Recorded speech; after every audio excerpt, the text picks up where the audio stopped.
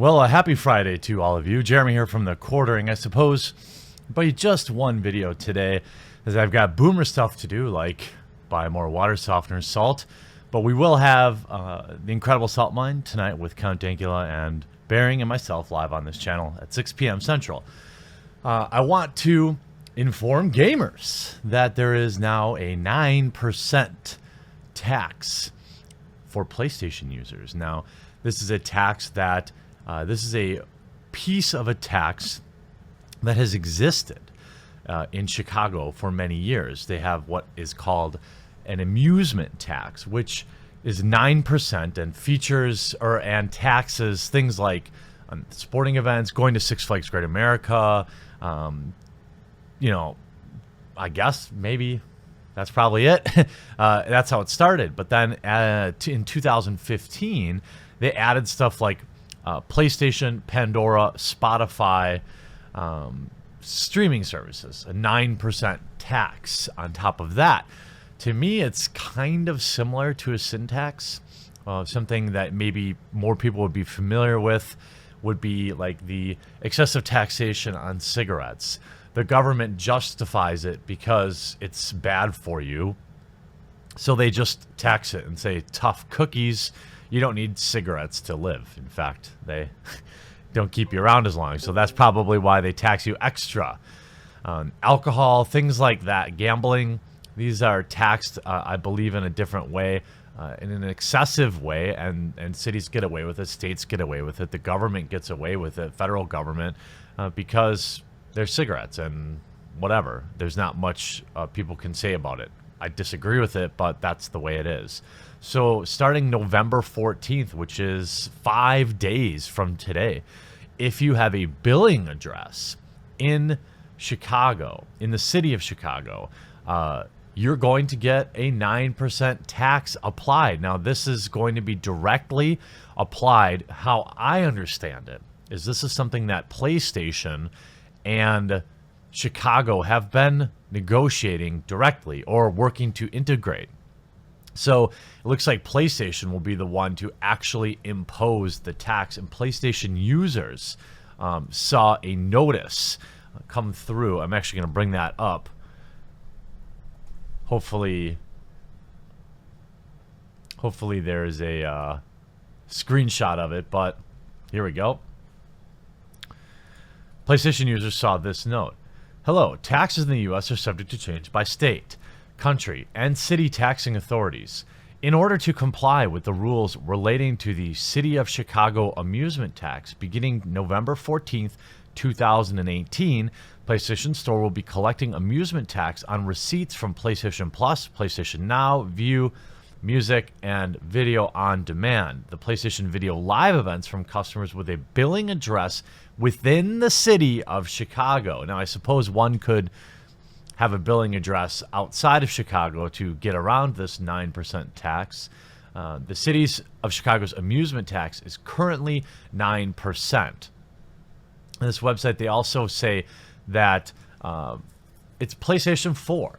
Why isn't it, not that I want it to be, but why PlayStation? I assume that they're going to be in some sort of negotiations with Xbox just the same. Sony will now subject their Chicago-based users to a tax on November 14th. By the way, this is not Sony's decision, I'm sure.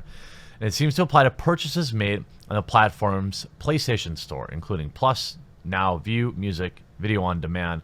So I wonder if Amazon is already applying this, if you're buying the physical copy of the games. We've also seen users on Twitter claiming they've received notification as short as tomorrow, November 9th, that their local tax laws, such as in New York, will begin to apply.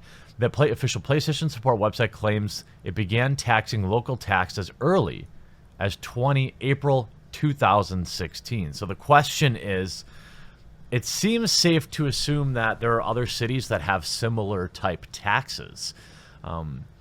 When will we see this imposed on the federal level? I feel pretty confident that given the amount of commerce that is going through streaming services and video game consoles like a PlayStation or a Nintendo Switch or Microsoft, because you can now buy these games digitally. And these are games that people used to buy at their local Walmart or Target or GameStop or whatever like that, where they would get taxed.